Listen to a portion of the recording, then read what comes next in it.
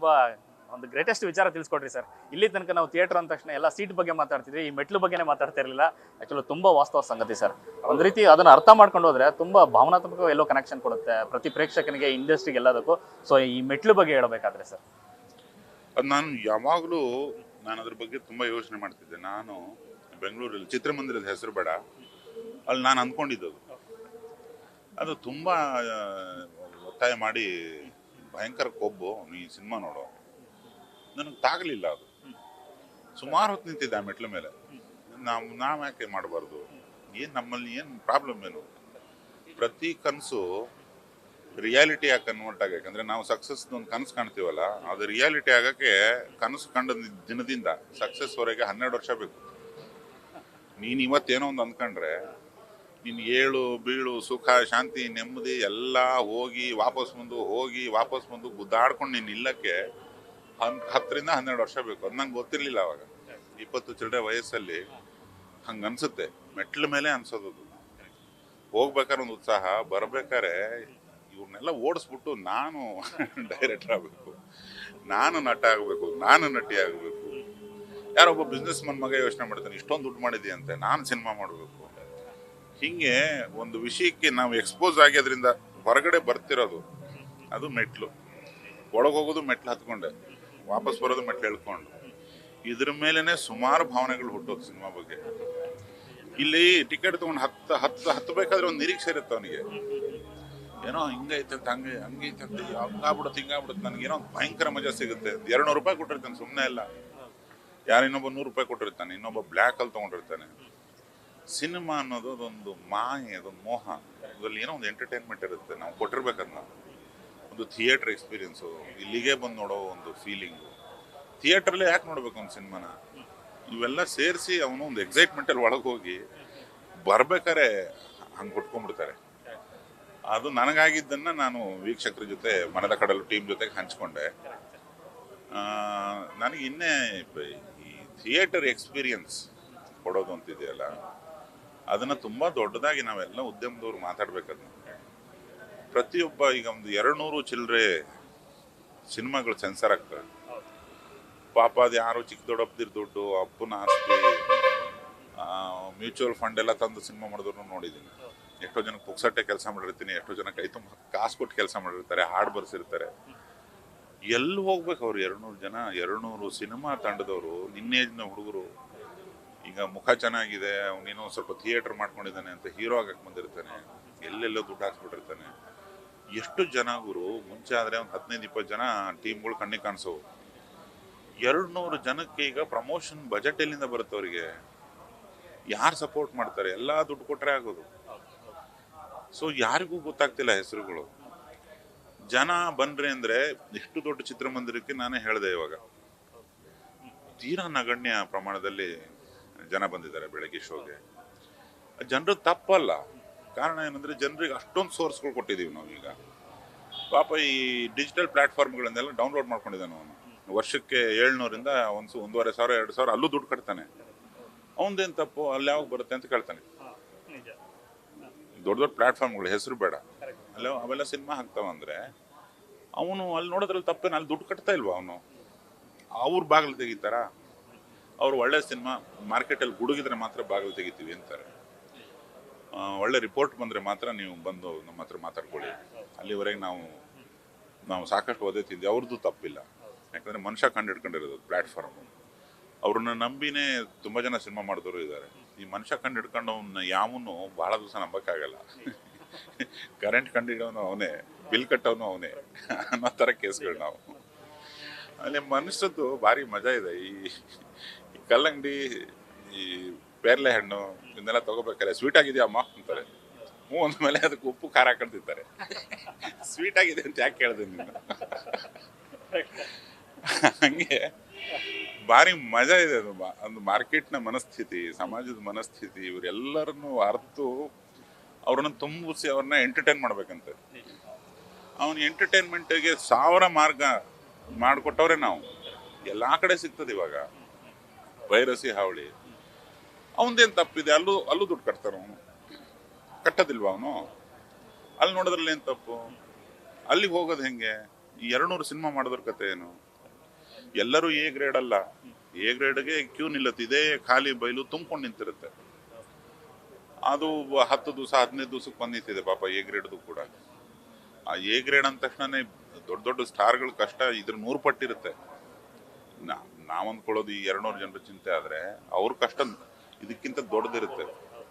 Higher the level higher the problems ಅನ್ನೋ ಥರ. ಇದನ್ನ ಈ ಈ ಟೋಟಲ್ ಇದಕ್ಕೆ ನಾವು ಜನರನ್ನೇ ಕೇಳಬೇಕು, ಜನರಿಗೆ ಹೇಳಬೇಕು. ಥಿಯೇಟ್ರಲ್ಲೇ ನೋಡೋಂಥದ್ದು ಒಂದೇನೋ ಮಾಡಿದ್ದೀವಿ, ಮದುವೆ ಕರೆದಂಗೆ ಕರಿಬೇಕು. ಒಬ್ಬರು ಬರ್ತಾರೆ, ಒಬ್ಬರು ಬರಲಿ. ಒಂದು ಊರಲ್ಲಿ ನೀನು 15 ಜನ ಕರಿತೀಯ, ಅವ್ರು ಬರ್ತಾರೆ.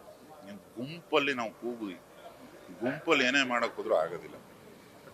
ಅದೇ ಪ್ರಯತ್ನ ಇಷ್ಟ ಆಗುತ್ತೆ ಸರ್. ಯಾಕಂದ್ರೆ ಮೊದಲು ಹೇಳಿದ್ರಿ ಮೆಟ್ಲು ಬಗ್ಗೆ ಹೇಳ್ತಾ ಇದ್ದಂಗೆ ಪ್ರತಿ ಶುಕ್ರವಾರ ಬಂತಂದ್ರೆ ಒಂದು ರೀತಿ ಮೆಟ್ಲು ಪೂಜೆ ಆದಂಗೆ ಅನಿಸ್ತಾ ಇತ್ತು. ಯಾಕಂದ್ರೆ ಜನ ಅಷ್ಟು ಬರ್ತಾರೆ, ಹಂಗೆ ತುಂಬ್ತಾ ಇದ್ರು, ಸಿನಿಮಾಗಳ ಗೆಲ್ತಾ ಇದ್ರು. ಈಗ ತುಂಬಾ ನಗಣ್ಯ, ಅಂದ್ರೆ ಬೆರಳೆಣಿಕೆ ಅಷ್ಟು ಸಿನಿಮಾಗಳು ಅಷ್ಟೇ ಆ ಥರ ನಿಲ್ತಾ ಇರೋದು. ಎಲ್ಲ ಒಂದ್ ಕಡೆ ಜನರು ತಲುಪೋದ್ರಲ್ಲಿ ಸಿನಿಮಾ ತಂಡಗಳ ಅಥವಾ ಇಂಡಸ್ಟ್ರಿಯ ಒಂದಷ್ಟು ತಪ್ಪುಗಳು ಕಾರಣ ಆಗಿದೆ ಅಂತ ಅನಿಸ್ತಾ ಇದೆ ಸರ್.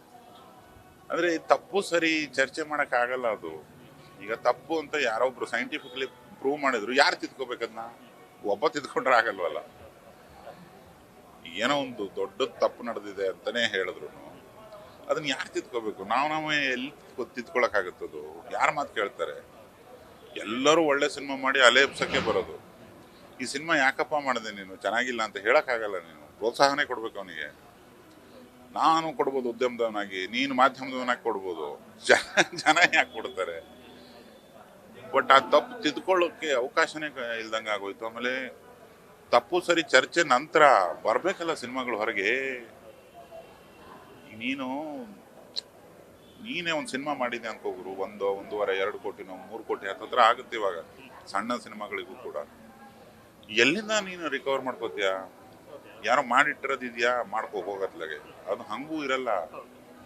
ನಾನು ಇಂಟ್ರ್ಯಾಕ್ಟ್ ಮಾಡ್ತೀನಿ ಸಿನಿಮಾಗಳ ಜೊತೆ, ನಾನು ಹೊಸಬ್ರ ಜೊತೆ ಕೂತ್ಕೋತೀನಿ ಬೆಳಗ್ಗೆ ಆಗಿದೆ, ನನಗೆ ಆ ಪೇಷನ್ಸ್ ಇದೆ. ಒಬ್ಬ ಬಾಗಿಲು ತೆಗೆಯಲ್ಲ ಅವರಿಗೆ. ಅದೇನೋ 5 ನಿಮಿಷನೋ 10 ನಿಮಿಷ ನನ್ನ ಕೈಯಲ್ಲಿ ಅದು ಹಾಡು ಬರೆದು ಕೊಡೋದು, ಅರ್ಧ ದಿವಸ ಕಳೆದಿದ್ದೀನಿ, ಏನೇನೋ ಮಾಡ್ತಿರ್ತೀನಿ. ಒಂಥರ ಆ ಟೀಮ್ಗಳು ಹೋಗ್ಬೇಕಾದ್ರೆ ನನಗೆ ಈ ಸತ್ಯ ಹೇಳಕ್ ಆಗ್ತಿಲ್ಲ, ಒಂಥರ ಅಳು ಬಂದಂಗೆ ಆಗುತ್ತೆ. ನಾವೆಲ್ಲ ಹಂಗೆ ಇದ್ದವರು, ಎತ್ಲಾಗೂ ಹೋಗಲ್ಲ ಈ ಗಾಡಿಗಳು ಅನ್ಸ್ಬಿಟ್ರೆ. ಅದು 1-2 ಟೀಮ್ ಅಲ್ಲ ಗುರು, 200 ಟೀಮ್ಗಳು, ಹತ್ತತ್ರ 400 - 600 ಕೋಟಿ ವರ್ಷಕ್ಕೆ. ಮಣ್ಣಲ್ಲಿ ಹೋಮ ಇಟ್ಟಂಗದು, ಮಣ್ಣಲ್ಲಿ ಏನದು ಹೊಳೆಲಿ ಹೋಮ ಮಾಡ್ದಂಗೆ ಅಂತಾರಲ್ಲ.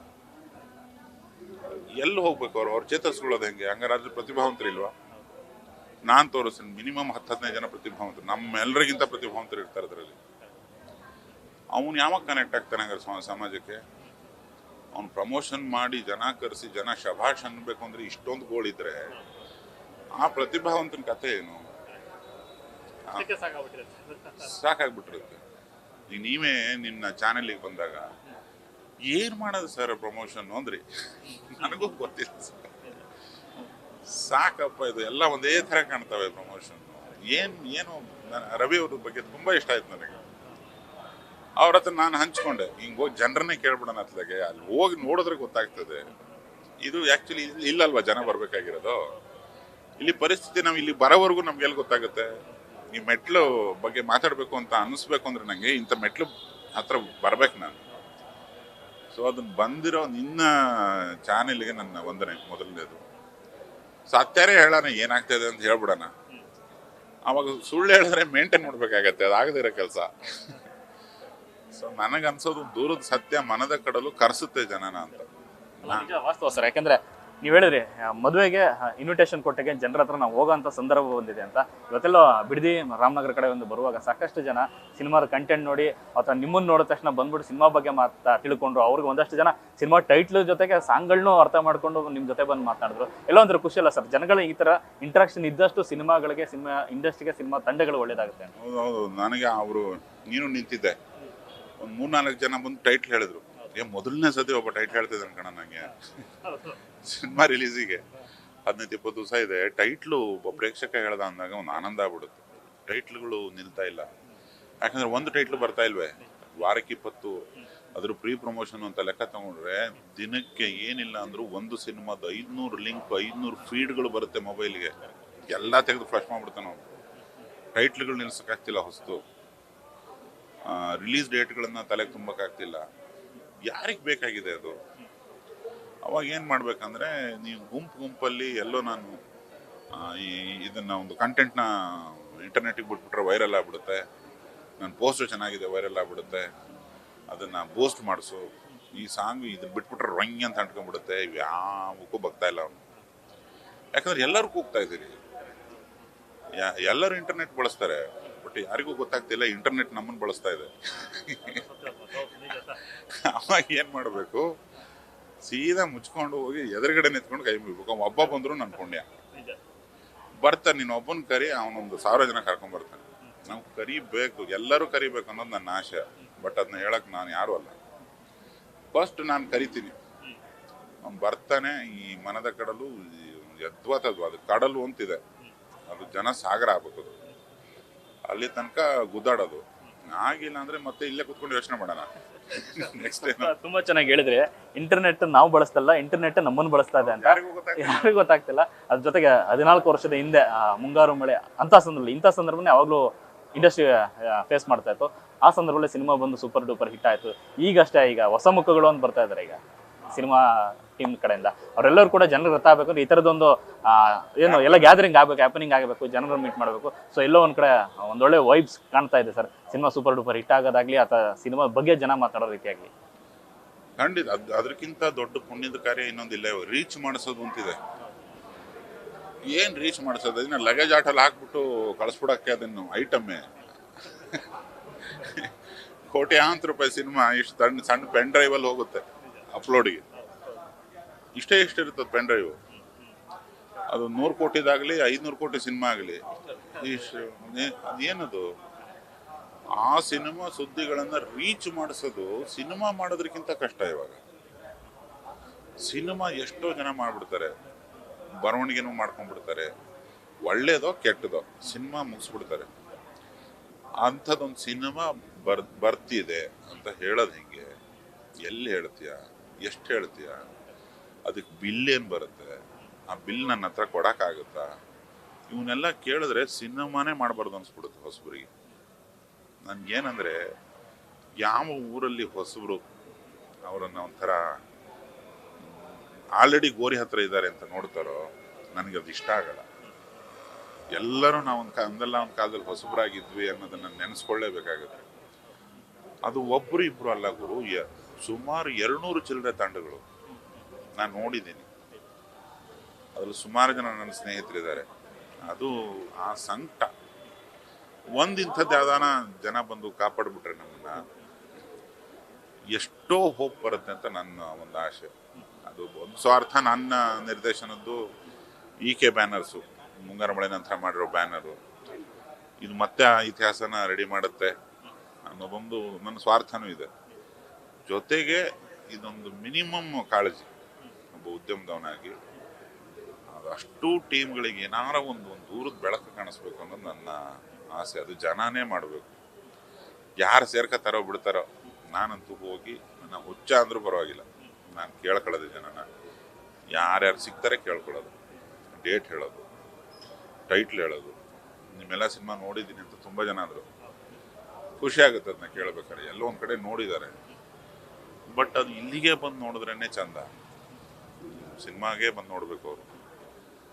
ಅದನ್ನು ನಾನೇ ಕೇಳ್ಕೋಬೇಕು. ಅದನ್ನ ಎಷ್ಟಾಗುತ್ತೋ ಅಷ್ಟು ಮನಪೂರ್ವಕವಾಗಿ ಮನಸ್ಸಿಂದ ಕೇಳ್ಕೊತೀನಿ ಸರ್. ಈಗಷ್ಟೇ ಅದರ ಕಥೆ ಹೇಳ್ತಾರೆ, ಇಂಡಸ್ಟ್ರಿ ವಿಚಾರವಾಗಿ ಮಾತಾಡ್ತಾ, ಇಂಡಸ್ಟ್ರಿಯ ಮತ್ತೊಂದು ಕರಾಳ ಮುಖ ಇದೆಯಾ ಅಂತ. ಯಾಕಂದ್ರೆ ಒಂದ್ ಕಡೆ ಸಾಕಷ್ಟು ಪ್ರಯತ್ನಗಳಾಗ್ತಾ ಇದೆ, ಸಿನಿಮಾ ಮಾಡಬೇಕು, ದುಡಿಬೇಕು ಅಂತ ಹುಡ್ಕೊಂಡು ಬರ್ತದೆ ಎಷ್ಟೋ ಜನ. ಅದ್ರ ಆಚೆಗೆ ಬೇರೆ ಮುಖಗಳಿದೆ ಸರ್. ಯಾಕಂದ್ರೆ ರೈಟ್ಸ್ ಆಗಲಿ, ಸ್ಯಾಟಲೈಟ್ ರೈಟ್ಸ್ ಆಗಲಿ, ಆಡಿಯೋ ರೈಟ್ಸ್ ಆಗಲಿ, ಮತ್ತೊಂದಲ್ಲಿ ಬೇರೆ ಬೇರೆ ಥರದ್ದೇ ಒಂದು ಬೇರೆ ಥರ ವ್ಯಾಪಾರ ಸ್ಟಾರ್ಟ್ ಆಗಿದೆ ಅಂತ ಅನಿಸ್ತಾ ಇದೆ. ಕಮರ್ಷಿಯಲ್ ಸಿನಿಮಾ ಅಂದರೆ ಅದು ಯಾವತ್ತಿದ್ರೂ ವ್ಯಾಪಾರವೇ.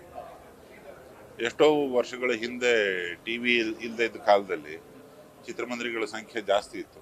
ಚಿತ್ರಮಂದಿರಗಳ ಸಂಖ್ಯೆ ಈಗ ತೀರಾ ಕಮ್ಮಿ ಆಗಿ ಮತ್ತೆ ಈ ಮಲ್ಟಿಪ್ಲೆಕ್ಸ್ಗಳೆಲ್ಲ ಬಂದ ಮೇಲೆ ತಕ್ಕ ಮಟ್ಟಿಗೆ ಇಂಪ್ರೂವ್ ಆಗಿದೆ. ಅಲ್ಲಿ ಈ 4 ಮೂಲೆ ಇರೋಂಥ ಫ್ರೇಮ್ ಅಂತ ಏನು ಕರಿತೀವಲ್ಲ, ಈ 4 ಮೂಲೆ ಪರದೆ ಅದು ಎಲ್ಲೆಲ್ಲೋ ದುಡಿಯುತ್ತೆ. ಯಾವ ದುಡಿಮೆನೂ ಕೂಡ ತಪ್ಪಲ್ಲ. ಆ ದುಡಿಮೆಗೆ ಸರಿಯಾದ ಕೆಲಸ ಮಾಡಿರ್ತೀವ, ಅದಷ್ಟೇ ಕೌಂಟ್ ಆಗುತ್ತೆ. ಇನ್ನು ಯಾವುದನ್ನು ಹೆಂಗೋ ಯಾರೋ ಒಬ್ಬ ಒಂದು ಕೆಟ್ಟ ಸಿನಿಮಾ ಮಾಡಿ ಏನೋ ಮಾರ್ಕೊಂಡ್ಬಿಟ್ರು ಅದೊಂದು ಮುಂದೆ ಹಿಡ್ಕೊಳ್ಳುತ್ತೆ. ನೀನು ಹೋಗಿ ಮಾರ್ಕೆಟಲ್ಲಿ ಒಂದು ಕೊಳ್ತಿರೋ ಸೌತೆಕಾಯಿ ಮಾರ್ಬಿಟ್ಟಿರುತ್ತೆ, ಅವ್ನು ನೆಕ್ಸ್ಟ್ ಟೈಮ್ ಗ್ರಾಹಕನಿಗೆ ಗೊತ್ತಾಗಲ್ವ ಅದು, ಅಲ್ಲ ಅಂಗಡಿಗೆ ಹೋಗ್ಬೇಡ ಅಂತಾನು. ಹಂಗೇನೆ ಈಗ ಯಾವುದೋ ಅವ್ಯವಹಾರ ನಡೆದ್ರೆ ಅದು ಏನೂ ಮಾಡೋಕ್ಕಾಗಲ್ಲ. ನೀನು ಈಗ ಯಾವ ಉದ್ಯಮದಲ್ಲಿ ಇಲ್ಲ ಅವ್ಯವಹಾರಗಳು. ಇದು ಹೋಗ್ಲಿ ಏನೋ ಒಂದು ಅವ್ಯವಹಾರವೋ ವ್ಯವಹಾರವೋ ಅದಾಗಬೇಕಲ್ಲ, ಅದೇ ನಿಂತೋಗಿದೆಯಲ್ಲ. ಯಾರು ಕೊಂಡ್ಕೋತಾ ಇಲ್ಲ. ಯಾಕಂದ್ರೆ ಅವರಿಗೆ ಅವರು ಏನು ಹೂಡಿಕೆದಾರರಾಗಿ ಚಾನೆಲ್ಗಳು ಸಿನಿಮಾಗಳನ್ನು ತಗೋತಾರೆ, ಅವ್ರಿಗೆ ದುಡ್ಡು ವಾಪಸ್ ಬರೋದಕ್ಕೆ ಎಷ್ಟೋ ದಿನಗಳಾಗುತ್ತೆ. ಅವರು ಇದು ಪೊಸಿಷನ್ನೇ ಅಲ್ಲಾಡೋ ಥರದ್ದು ಸ್ಟೇಕಿಗೆ ಹೋಗ್ಬಿಡ್ತಾರೆ ಅವರು. ಅವ್ರೇನು ನಮ್ಮ ಸರ್ಕಾರವೇ ಬೊಕ್ಸ ತುಂಬ ಇಟ್ಕೊಂಡಿರೋಕ್ಕೆ ಇಲ್ವಲ್ಲ. ಈಗ ಏನೋ 4 ಜನ ನೋಡ್ತಾರೆ ಅಂದಾಗ ಇನ್ವೆಸ್ಟ್ ಮಾಡ್ತಾರೆ, ಇಲ್ಲಾಂದ್ರೆ ಬಾಗಿಲು ಹೇಳ್ಕೊಂಡ್ಬಿಡ್ತಾರೆ. ಅದೇ ನಾನು ನೀನು ಇನ್ನೊಬ್ಬ ದೊಡ್ಡವರು ಅಂತೆಲ್ಲ ಇಲ್ಲ.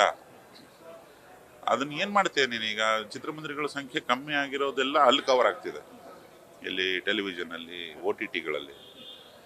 ಅಲ್ಲಿ ಅವ್ರು ಹೇಳೋದ್ರಲ್ಲಿ ತಪ್ಪೇನಿದೆ? ನೀವು ಚೆನ್ನಾಗಿದೆ ಅಂತ ಹೇಳ್ರಪ್ಪ, ಆಮೇಲೆ ತಗೋತೀವಿ. ನಾವು ತಗೊಂಬಿಟ್ಟು ಬಾಯಿಗೆ ಮಾಡಕ್ಕೆ ರೆಡಿ ಇಲ್ಲ ಅಂತ ಅವರು, ತಗೊಳ್ಳಿ ನಮಗೆ ಬದುಕಕ್ಕೆ ಆಗ್ತಿಲ್ಲ ಅಂತ ನಾವು. ಅಲ್ಲಿ ಎಲ್ಲೂ ದುಡ್ಡಿಲ್ಲ. ತಿರ್ಗಾ ಇಲ್ಲಿ ಜನ ಬಂದ್ರೆ ಅವರು ಓಕೆ, ಇಲ್ಲೇನೋ ಜನ ಬಂದ್ರಂತೆ ಅವ್ರನ್ನ ಕರೀರಿ ಅಂತಾರೆ. ಇದು ಈ ಕೋಳಿ ಮೊದಲ ಮೊಟ್ಟೆ ಮೊದಲ ಅನ್ನೋ ಥರ ಇದನ್ನು ಮನುಷ್ಯ ಕಂಡು ಹಿಡ್ಕೊಂಡಿರೋದು. ಈ ರಿಕವರಿನೂ ಮನುಷ್ಯನೇ ಕಂಡು ಹಿಡ್ಕೊಂಡಿರೋದು. ಅದೇ ಕರೆಂಟ್ ಕಂಡಿಡಿಯೋರು ನಾವೇ, ಕರೆಂಟ್ ಬಿಲ್ ಕಟ್ಟೋರು ನಾವೇ ಅನ್ನೋ ಥರ. ಅದು ಅವಿರತವಾಗಿ ಇರಲೇ ಇಲ್ಲಪ್ಪ. ಮುಂಗಾರು ಮಳೆ ಟೈಮಲ್ಲಿ ಎಲ್ಲಿತ್ತು ಸ್ಯಾಟಲೈಟು? ಅಥವಾ ಮುಂದೆ ಹಿಂಗೆಲ್ಲ ಆಗುತ್ತೆ ನಮ್ಮ ಭವಿಷ್ಯ ಅಂತ ಗೊತ್ತಿದ್ದೇನಾರ ನಾವು ಸಿನಿಮಾ ಮಾಡಿದ್ವಾ? ಏನಿಲ್ವಲ್ಲ. ಅವತ್ತು ಕಾಪಾಡಿದ್ಯಾರು? ಜನ. ಯಾವತ್ತಿದ್ದು ಜನರೇ ಅದನ್ನ ಕಾಪಾಡಬೇಕು, ಅದನ್ನ ಸಿನಿಮಾನ. ಈಗ ಟೆಲಿವಿಷನ್ನಲ್ಲಿ ತೊಗೊಂಡ್ರು ಟೆಲಿವಿಷನಲ್ಲಿ ಯಾರು ನೋಡಬೇಕು? ತಿರ್ಗಾ ಜನ. ಅವ್ನು ಸುಮ್ಮನೆ ದುಡ್ಡು ಕೊಡ್ತಾರ ಪಾಪ. ಸೊ ವ್ಯವಹಾರನೇ ಬೇರೆ. ಕಲೆ ಮತ್ತೆ ಕಾಸು ಎರಡೂ ಒಟ್ಟಿಗೆ ಹೋಗಲ್ಲ. ಅದು ಎತ್ತಿ ಏರಿಗೆಳಿದ್ರೆ ಕೋಣ ನೀರಿಗೆ ಇಳಿಯುತ್ತೆ ಅನ್ನೋ ಥರ. ಈಗ ನಾವು ಕಲೆಗಾರರು, ನಮ್ಗೇನು ಬರುತ್ತೋ ಅದನ್ನ ಶ್ರದ್ಧೆಯಿಂದ ಉಂಡಿ ಬಗ್ಸಿ ಕೆಲಸ ಮಾಡ್ಬೇಕಷ್ಟೇ. ಬಿಟ್ರೆ ಈ ಕಾಸು ವ್ಯವಹಾರಕ್ಕೆ ನಮಗೆ ಸಂಬಂಧವೇ ಇಲ್ಲ. ಅದು ಅದ್ರ ಪಾಡಿಗೆ ಅದು ನಡೆಯುತ್ತೆ. ಅದು ಬಿಸ್ನೆಸ್ ಮನ್ಗಳಿಗಿಂತ ರೈಟರ್ಗಳು ಉಂಟೇನೆ, ಅವ್ರಿಗೆ ಏನೆಲ್ಲ ಬದಲಾಯಿಸೋ ಶಕ್ತಿ ಇರುತ್ತೆ. ಕಮರ್ಷಿಯಲ್ ಸಿನಿಮಾದ ಪಾಸಿಬಿಲಿಟಿ ಬೇರೆನೇ ಇರುತ್ತೆ. ಇದು ಹಿಂಗಾಗ್ಬಿಡುತ್ತೆ, ಈ ಹಾಡು ಇಷ್ಟೆಲ್ಲ ದುಡ್ದು ಬಿಡುತ್ತೆ ಅಂದರೆ ಹಾಡು ಬರೆಯೋಕ್ಕಾಗಲ್ಲ. ಅದು ಏನು ಕೇಳಲ್ಲ, ಅದು ಇದಕ್ಕೆ ಗೊತ್ತಾಗಲ್ಲ. ಅದು ಆ ಪದಗಳಿಗೆ ಗೊತ್ತಾಗಲ್ಲ. ಯಾವುದು ಶ್ರೀಮಂತ ಪದ, ಬಡ ಪದ ಅಂತೆಲ್ಲ ಇರಲ್ಲ. ಅದು ಹಾಡೆಲ್ಲ ಬರೆದದ್ದು ಹಿಟ್ಟ ಆದಮೇಲೆ ಯೋಚನೆಗಳು ನೀನು ಹೇಳ್ತಾ ಇರೋದು. ಜನಮಾನಸದಲ್ಲಿ ಬೆರ್ತ ಮೇಲೆ ಅದು ಹಿಟ್ಟು. ಅಲ್ಲಿವರೆಗೆ ಯಾವ ಕಾಸು ಯಾವ ಕಲೆ ಏನು ಅರ್ಥಾತ್ ಸಂಬಂಧವೇ ಇಲ್ಲ ಅದಕ್ಕೆ. ಇದೊಂದು ಹಿಟ್ಟಾದ್ಮೇಲೆ ಅದನ್ನೊಂದಿಷ್ಟು ಜನ ವ್ಯಾಪಾರ ಮಾಡ್ತಾರೆ. ಅದು ವ್ಯಾಪಾರಸ್ಥರು ಏನು ನನಗೆ ತಪ್ಪು ಅಂತ ಅನಿಸ್ತಿಲ್ಲ. ವ್ಯವಹಾರವೋ ಅವ್ಯವಹಾರವೋ ಅವೆರಡು ಬಂದಾಗ್ಬಿಟ್ಟಿದಾವಲ್ಲ ಅನ್ನೋದೊಂದು ಬೇಜಾರಿದೆ. ಅದಕ್ಕೂ ಜನಾನೇ ಪರಿಹಾರ ಕೊಡಬೇಕು, ಜನಾನೇ ಥಿಯೇಟ್ರಿಗೆ ಬರಬೇಕು. ಇದೆಲ್ಲ ಒಂದ್ ಕಡೆ ಎಲ್ಲೇ ಸುತ್ತಮುತ್ತ ಎಷ್ಟೇ ಸುತ್ತಾಡ್ಕೊ ಬಂದ್ರು ಕೊನೆಗೆ ಬರೋದು ಕಂಟೆಂಟು, ಕ್ವಾಲಿಟಿ, ಸಿನಿಮಾ ಅನ್ನೋದು. ಸೊ ಒಳ್ಳೆ ಸಿನಿಮಾ ಬಂದ್ರೆ ಈ ಮೆಟ್ಲು ಗ್ಯಾರಂಟಿ ತುಂಬುತ್ತೆ. ಸೊ ಅದೆಲ್ಲವೂ ಕೂಡ ಮನದ ಕಡ್ಲೆಯಲ್ಲಿ ಕಾಣಿಸ್ತದೆ ಸರ್. ಕಡ್ಲು ತುಂಬಲಿ ಸರ್. ಈಗಷ್ಟೇ ಪ್ರಯಾಣ ಸ್ಟಾರ್ಟ್ ಮಾಡಿದ್ರಿ, ಈಗ ಮಂಡ್ಯ ಟು ಮೈಸೂರು ಸಾಕಷ್ಟು ಜಾಗಗಳಿಗೆ ಒಳ್ಳೇದಲ್ಲಿ sir. All the best. Thank you. Yes, ಇದಿಷ್ಟು ಯೋಗರಾಜ್ ಭಟ್ರ ಮಾತು. ಕ್ಯಾಮ್ರಾ ಪರ್ಸನ್ ಮಧು ಜೊತೆ ಲೋಕೇಶ್ ನ್ಯೂಸ್ ಫಸ್ಟ್, ಮಂಡ್ಯ.